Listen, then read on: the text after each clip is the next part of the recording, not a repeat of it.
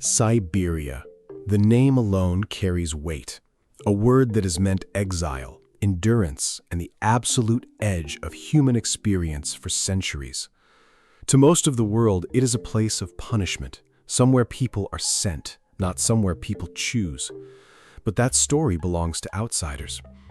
The people who have lived here since before recorded history tell a different one entirely.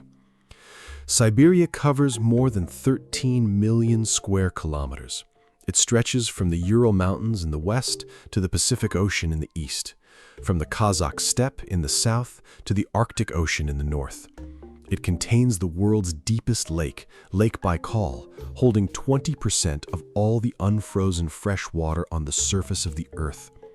It contains the largest forest on the planet, the taiga, a band of conifer trees so wide it would take weeks to cross on foot. It is a place of extremes so absolute they become almost impossible to imagine from the outside.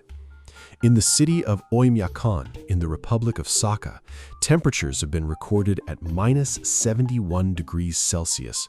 That is colder than the surface of Mars on an average day.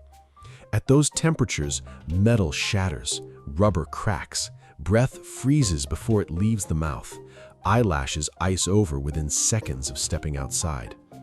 And yet, Oymyakon is an inhabited town. People live there. Children go to school there. Markets operate. Life continues, because it always has. The land is divided into broad geographic zones moving from south to north.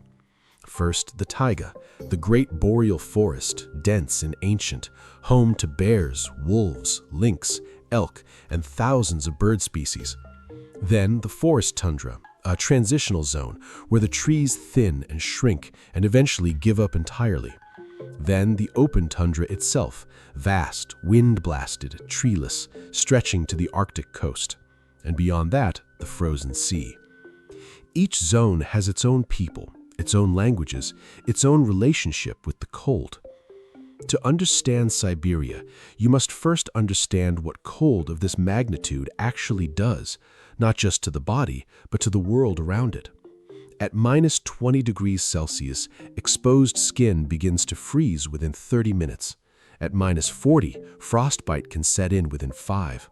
At -50, the air itself feels solid. Sound travels differently. The snow no longer crunches underfoot, it squeaks, a high-pitched compression that experienced Siberian travelers use to estimate temperature when thermometers fail.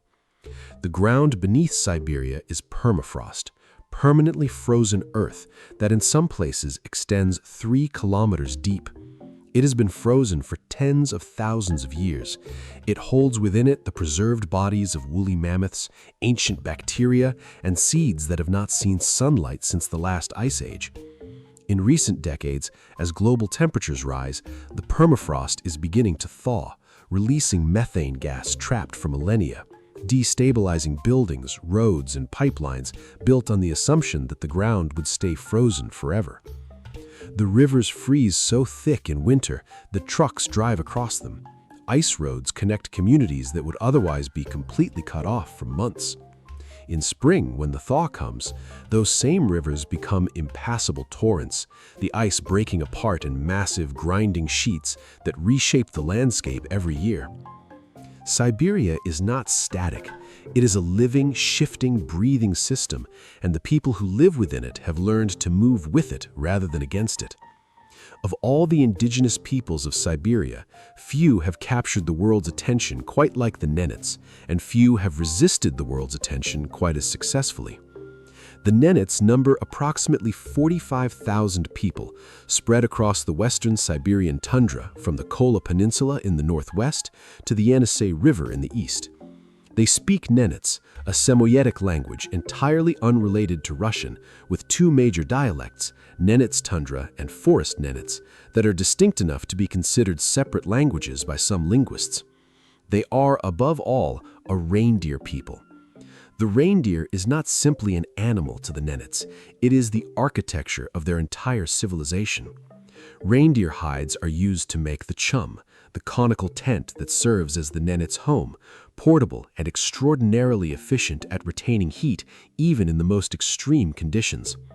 A well-constructed chum can maintain a temperature of plus 20 degrees Celsius when it is minus 50 outside, an insulation performance that modern engineering has struggled to match. Reindeer meat is the primary food source. Reindeer bones are used for tools. Reindeer sinew is used as thread. Reindeer milk is consumed. Reindeer blood, drunk fresh after a slaughter, provides vitamins that are otherwise almost impossible to obtain in the Arctic, a biological solution to a nutritional problem that no imported supplement has ever fully replaced. And the reindeer move. That is perhaps the most important thing.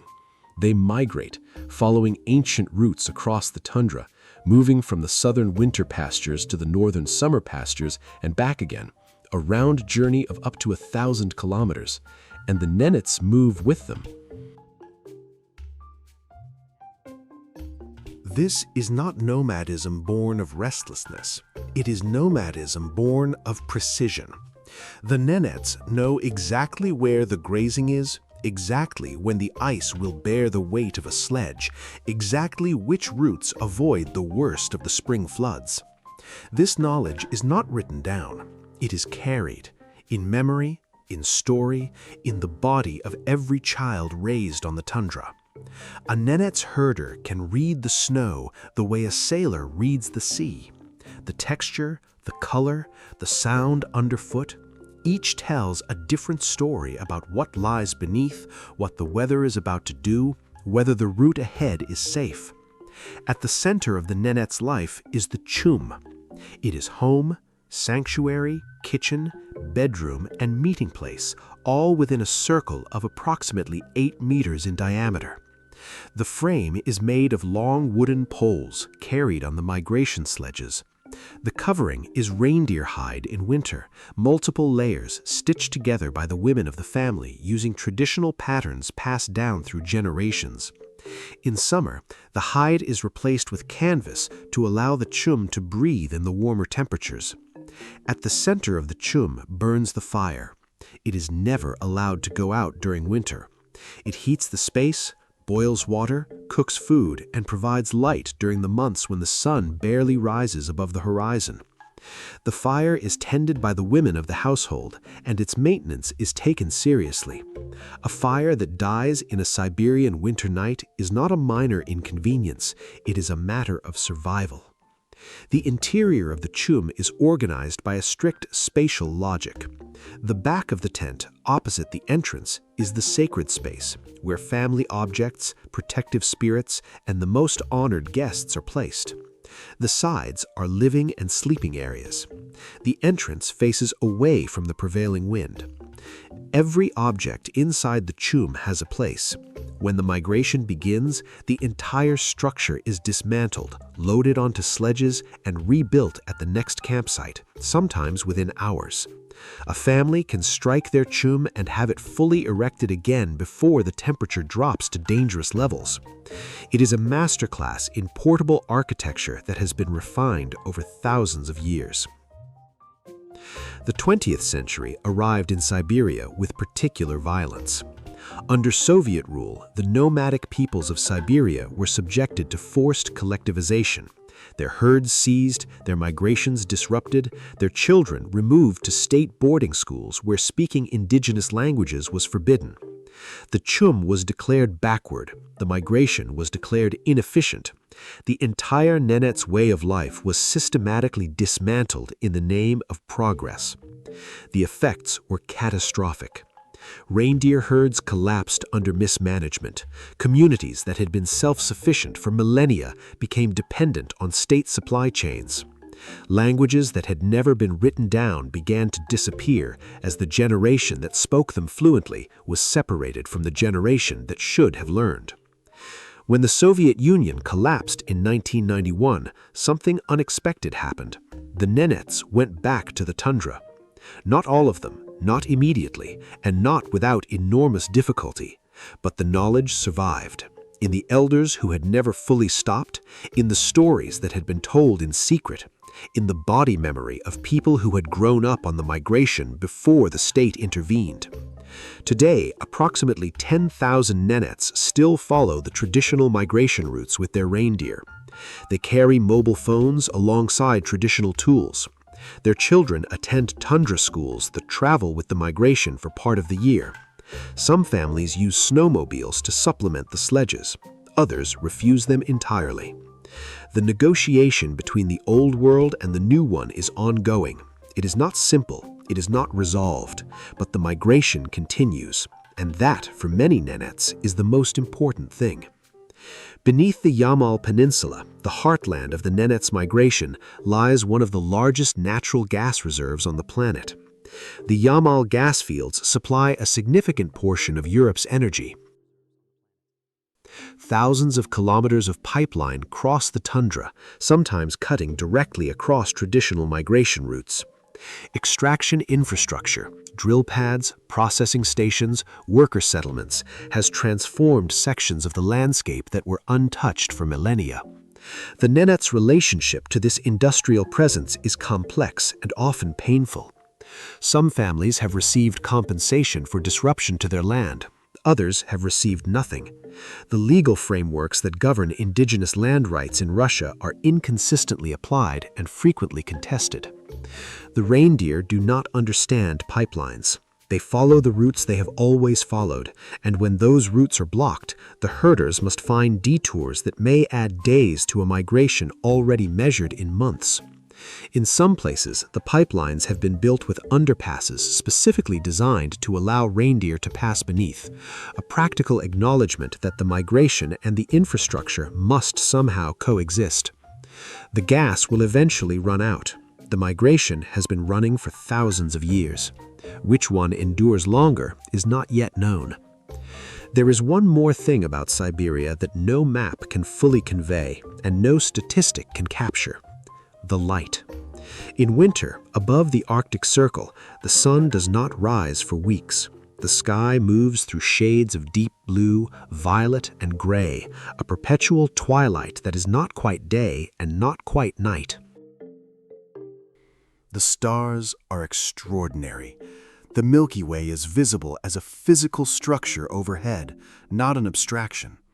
And on the clearest nights, the aurora borealis moves across the sky in curtains of green and violet light, a phenomenon so beautiful and so strange that virtually every indigenous culture in the Arctic has developed mythology to explain it.